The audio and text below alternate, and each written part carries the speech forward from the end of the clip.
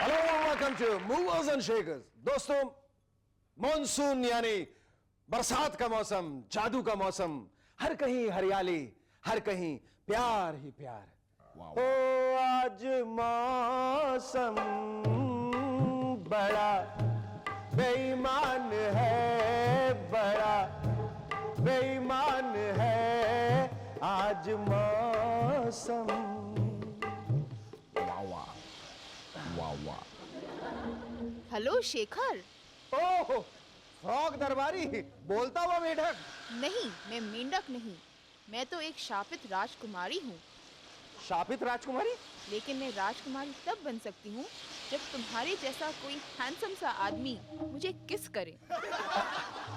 Really? तुम यकीन नहीं करोगे, मैं उस जमाने की मिस वर्ल्ड हूँ। Miss World? Miss World? Wow! Then I must kiss you. Hang on, Miss World.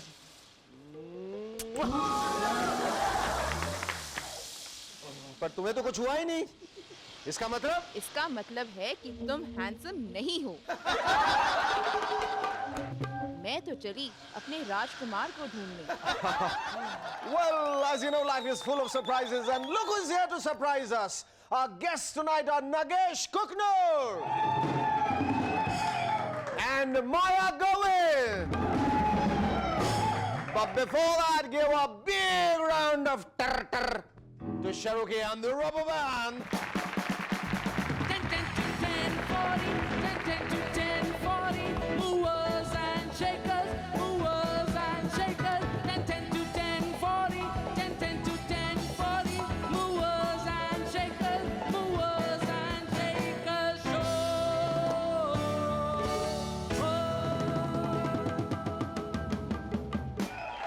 Hello and welcome back. वो क्या है कि मौसम का हाल बताने वालों ने सूचना दी कि आज बारिश नहीं होने वाली, इसीलिए। दोस्तों, पिछले कई महीनों से हम इस विषय पर डिबेट कर रहे हैं कि हमारे देश का आइडियल पीएम कौन होना चाहिए। एमएनएस की रिसर्च टीम ने 2 नाम सजेस्ट किए हैं। पहला नाम है मडोना। इनके भारतीय होने पर आपको संदेह नहीं होना चाहिए। मैडम ने संस्कृत सीखी है, वो एक बार हिंदुइज्म प्रैक्टिस कर चुकी हैं, और खुशी की बात यह है कि वो अब चाइनीज नृत्य और कला भी सीख रही है। अब हमारे चाइना से अच्छे संबंध हो ही गए, समझिए। भारत और अमेरिका के संबंध भी सुधरेंगे क्योंकि बिल क्लिंटन व्हाइट हाउस छोड़ दिल्ली का दौरा करेंगे। भाई, उन्हें अपने एक्स अमेरिकन सिटीजन से लगाव तो होगा ही ना। और भारत की इकोनॉमी तो जरूर सुधरेगी क्योंकि मैडोना का मंत्र है, I am living in a material world and I am a material girl. हमारे दूसरे कैंडिडेट फॉर पीएम हैं अमिताभ बच्चन सर। अमित जी अगर पीएम बने तो वो हमेशा 2 माइंड में रहेंगे, मैं पीएम बनूं या ना बनूं। बिल्कुल उनकी फिल्म करियर की तरह, मैं कम बैक करूं या ना करूं। You see, this is the big बीज कॉन्स्टेंट डिलेमा, टू बी और नॉट टू बी। जब उन्हें पीएम बनने का यकीन होगा तो कहेंगे, रिश्ते में हम तुम्हारे पीएम लगते हैं, नाम है अमिताभ बच्चन। और जब वो पीएम की कुर्सी छोड़ वापस फिल्म इंडस्ट्री में जाना चाहेंगे तो कहेंगे, आज खुश तो बहुत होगे तुम, बहुत खुश होगे कि मैं पीएम बन गया। वो आदमी जो फिल्म इंडस्ट्री का बादशाह था आज पब्लिक के सामने खड़ा है। वो आदमी जो लोगों को ऑटोग्राफ देने से इनकार करता था आज लोगों के सामने वोट के लिए भीख मांग रहा है। बहुत खुश हो गए तुम, बहुत खुश हो गए। भगवान, मैंने आज तक तुमसे कुछ नहीं मांगा, लेकिन आज मांगता हूं। मेरी गलत फिल्म साइन करने की सजा मुझे मत दो भगवान, मुझे सजा मत दो, मुझे कम बैक करने का एक मौका दो भगवान। इस डायलॉगबाजी का असर नॉर्मल पार्लियामेंट्री प्रोसीडिंग्स में भी पड़ेगा। पार्लियामेंट्री सेशंस में जब स्पीकर कहेंगे, what is this mister Tiwari, please sit down, please please please, I request you to sit down, तो फिर तिवारी साहब अमित जी के स्टाइल में कहेंगे, जाओ पहले उस आदमी से कहो कि वो बैठे जो मेरे पहले खड़ा हो। पहले उस आदमी से कहो कि वो बैठे जिसने ये बहस शुरू की थी। जाओ पहले उस आदमी से कहो कि वो बैठे जो इलेक्शन में मेरे खिलाफ खड़ा हुआ था। उसके बाद मेरे स्पीकर, आप जहां कहेंगे मैं वहां बैठने के लिए तैयार। कुछ लोगों की आदतें मेरी समझ से बाहर है। छोटे छोटे बच्चों को देख के वो पागलों जैसी हरकतें करने लगते हैं। पहले तो तोतली जुबान में बोलना शुरू करते हैं, ये Munna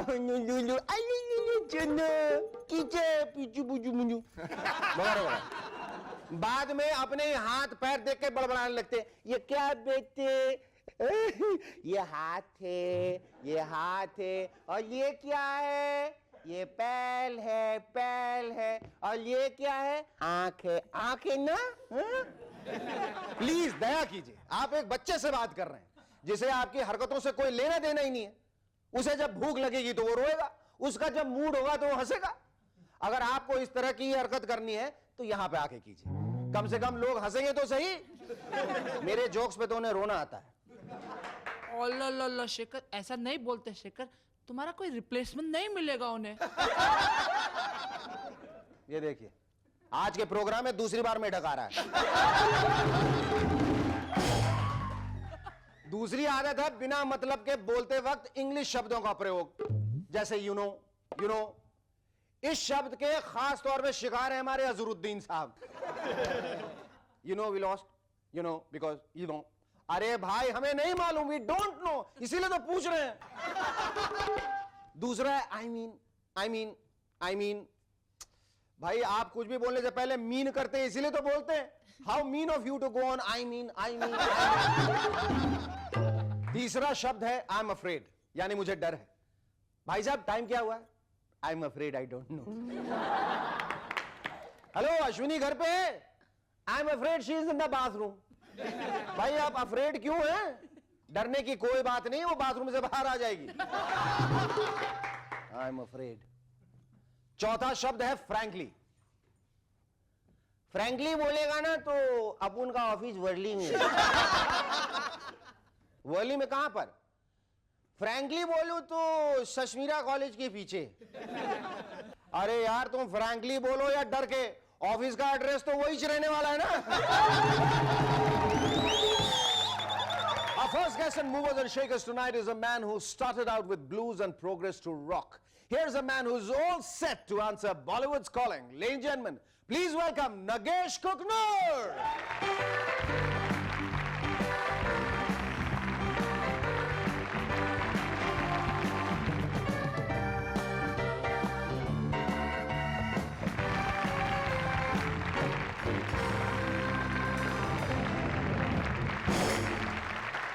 Thanks once again for coming on our show, Nagesh. So we meet again. I hope there's not a feeling of deja vu now. How much life has changed? I mean, life has changed out here. You know, we have moved on from once a week to 5 times a week, and we are boring people to death now. How much has life changed for you since the acceptance and the success of your first film, Hyderabad Blues? Well, I think people take me a little more seriously now. What was BS before is still BS now, but all of a sudden, what I say is right. You know, it's a lot of importance is given. Tell me, I mean, like, you know, Hyderabad Blues was it was an unusual movie, and it was differently scripted, differently edited, differently enacted.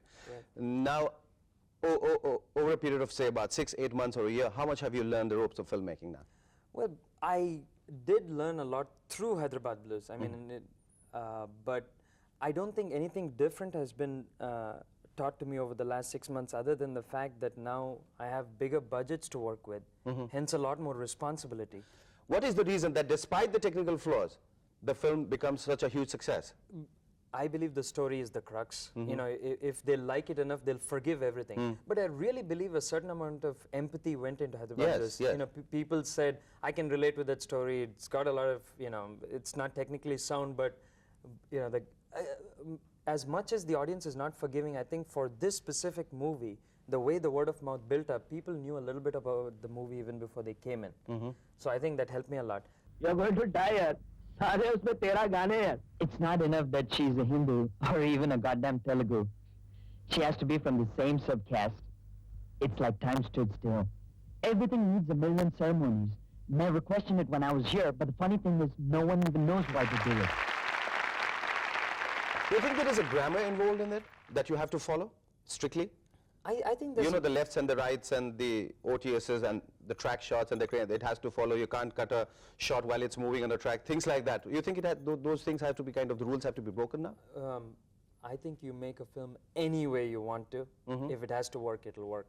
And if it doesn't have to, no amount of polish or movement is going to save a film. Let's talk about your second film, Rockford. Is it again inspired by a true life story? Rockford's about the experiences of a 13-year-old boy who enters a boarding school for the first time. It's a film about kids, but it's not a kid's film. I want to make that very clear. No kidding. Yeah. Because the moment I say that, everyone says, oh, bachon ki film. And It's not bachon ki film. It's not a bachon ki film. It's a place where all of us were there, in some cases a few short years ago. So it's a normal film about normal people with normal problems, I guess. Once again, let's talk about the technicality of the film. I mean, when compared to Bombay, Hyderabad Blues, Right. How far do you think you have reached from your first film? Technically, Rockford is absolutely sound. The only compromise we made is in India, you don't find locations where you can block out the outside sound. So we still had to dub the film, Okay. which is a compromise. Which ideally you would not want to. No. We'd like to shoot live sound, as they call it. Yes. But that's the only compromise that has been made because most of the locations we found were bang in the middle of the city. So what is Bollywood calling all about? It's about an American actor who gets cast in an Indian Bollywood masala film. Oh God, I can imagine. I can imagine. I mean, you know, the amount of wonderful anecdotes that you can pick from. Yes. So the whole thing is the backdrop of a Hindi film called Maut the Death. And you know how they love these. Maut the Death. Maut the Death. I know what you're trying to take off on. Right. Yes. Okay. So then this American actor gets cast in Maut the Death, and then he comes to India to... Maut the Death. that sounds funny. Yes. Now, last time we met, you talked about the fact that you were, you know, after Hyderabad Blues, you were more recognized as an actor. How much has that changed? I still do get small offers, but I had one Telugu person approach me and they wanted me to act in a Telugu film, but in Telugu they said Meesam Penchkali, which means you have to grow a mustache. And you won't grow a mustache. No, I'm too much of a young kid-looking guy for a Telugu type hero, you know what I'm saying? I mean, they do, to a certain extent, they have to ascribe to that kind of hero. And you're not enough of a man if you don't have a mustache. Oh, Sorry, Shekhar. All of us. Look at all of us. I got great company. Before we wind up, tell us the names of your 4th, 5th, 6th, 7th, 8th, 9th, 10th film. And what are those films all about? Well, Have you already started thinking about your 4th film? I actually have 2 more finished scripts and 1 halfway finished script ready. Good. I think I should rechristen your Pentium 4. You know, you are a real fast processor. Thank you. It was lovely talking to you. Thanks. Our second guest on M&S tonight is a prolific writer, a noted poetess, and an accomplished lyricist. Ladies and gentlemen, please welcome Maya Govind.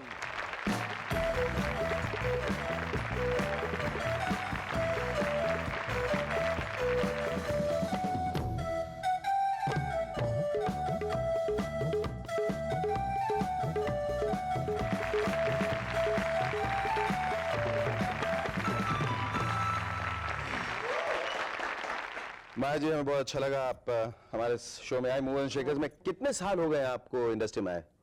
मुझे 26 साल हो गए। 26 साल जी।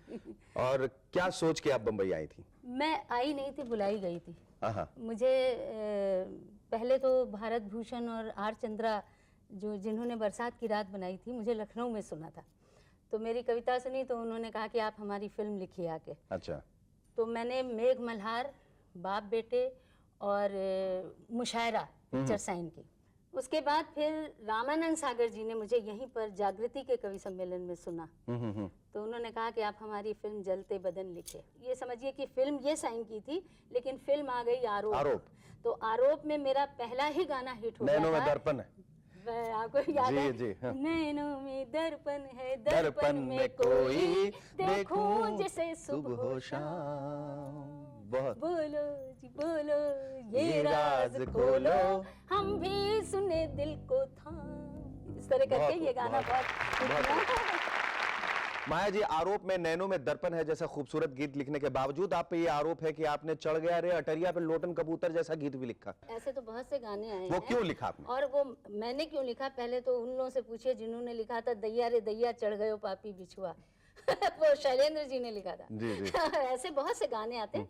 असल में ये सब situation पे डिपेंड करता है। और दूसरे क्या है कि इनमें फोक रंग है, इसमें कहीं से कोई अश्लीलता नहीं है।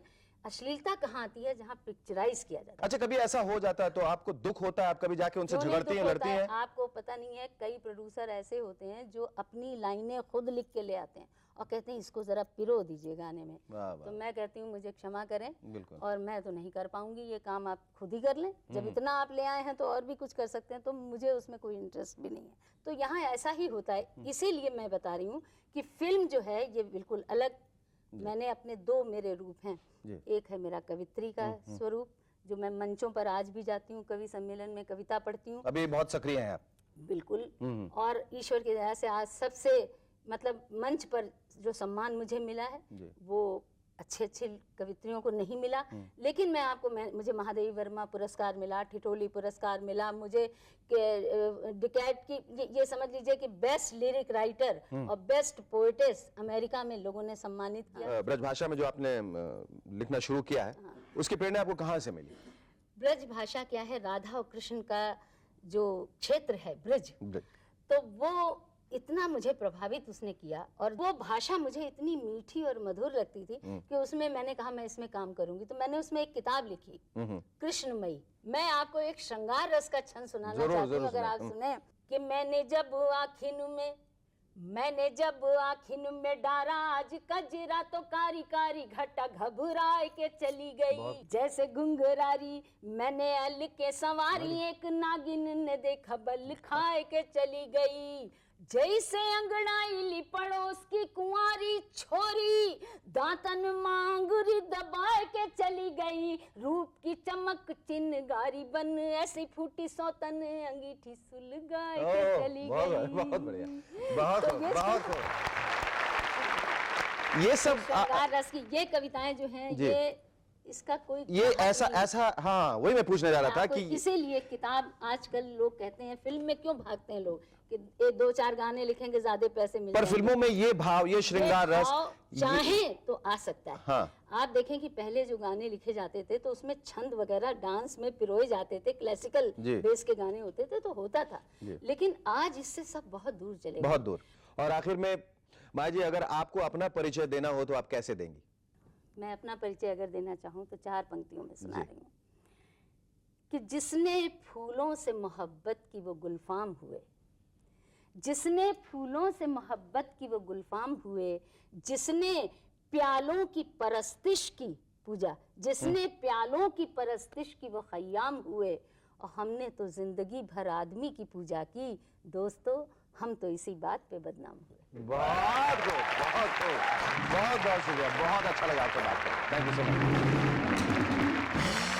आज का यह खत भेजा है मलाड मुंबई से फैजल ने। लिखते हैं, पत्नी ने पूछा अगर मैं भीड़ में कहीं खो जाऊं तो तुम क्या करोगे?